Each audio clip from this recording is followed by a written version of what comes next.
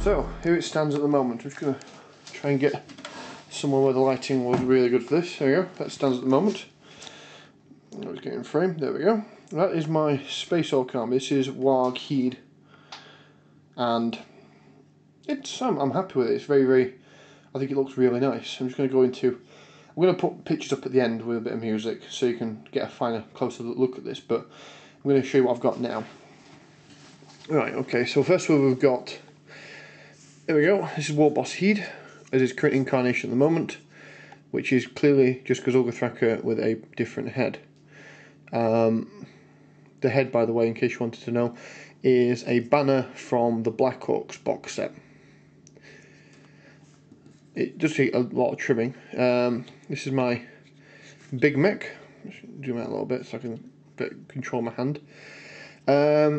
You may think he looks a little bit different to other big mechs you've seen. The reason is because he has a Mega Knob head. It looks a bit more serious and not dumb like the other ones do. By extension, though, one of my Mega Knobs is missing a head, so he's got a Black Orkz head, which looks quite well, I think. My killer cans, which are armed with big shooters. They're just generic ones, although you only get one in the box set, so the other two are armed with big shooters that come from the Death Dread model. There we go. So they're a bit smaller, but they look quite nice. And by extension, my Death Dread has two Scorchers, but you only get one in the box. So the other one is, this one is the Death Dread Scorcher, that is the Killer Can Scorcher, but they all fit. It's quite multi-purpose like that. Right, next we've got 30 shooter boys. I deal with my mobs in 30 because they just last. They are a bit unwieldy when it comes to moving across the table, but they just will not die. There is so much you can do to these boys, and they will not shift.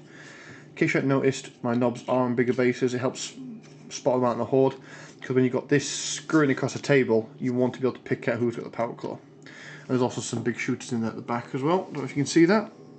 Nope. Oh, there they are. Sorry. Okay, now I've shown you those. Behind those fellas, and the lighting for this is probably terrible, so I do apologise in advance. And my grots, there's 10 grots there and 2 grot herders. The reason why there's a grot herder is because my original 1500 point tournament list had 10 points short, so I just put another runt herd in there, which basically give them a bit more stability and also a tad more close combat efficiency. My 2 Deathcopters, I hardly ever use these now. I tend to find they're somewhat unreliable.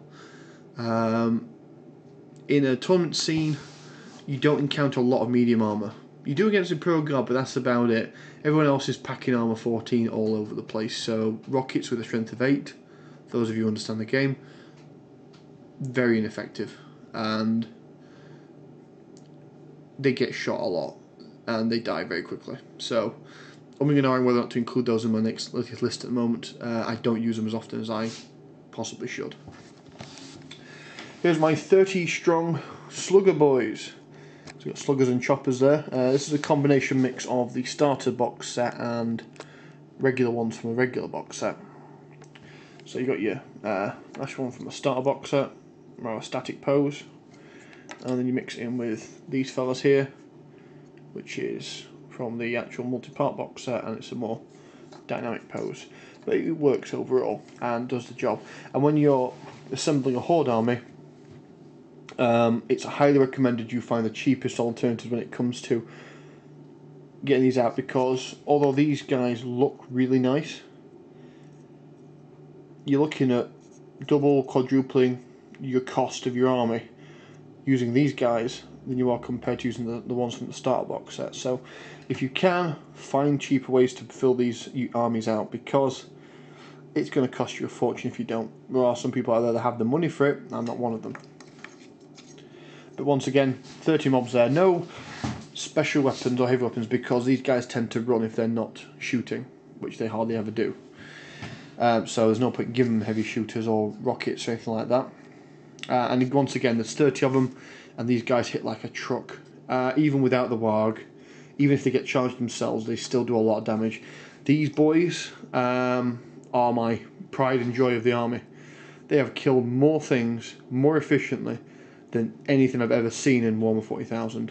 These guys are done for Close combat Terminators, a 5-man squad with a Thunder Hammer and Storm Shield led by a chaplain. They did that. These guys have done Grey Hunters, these guys have killed Great Demons. These guys are my workhorse, and I'm going to get another unit of 30 painted up. Although my trick is to distinguish them from the other 30, so what I'm going to do is I'm going to probably paint them as like a hybrid into the army of like red Death Skulls, so they're going to have blue face paint, which will help make it really easy to pick them out. Plus blue in the Orc colour scheme is considered to be lucky.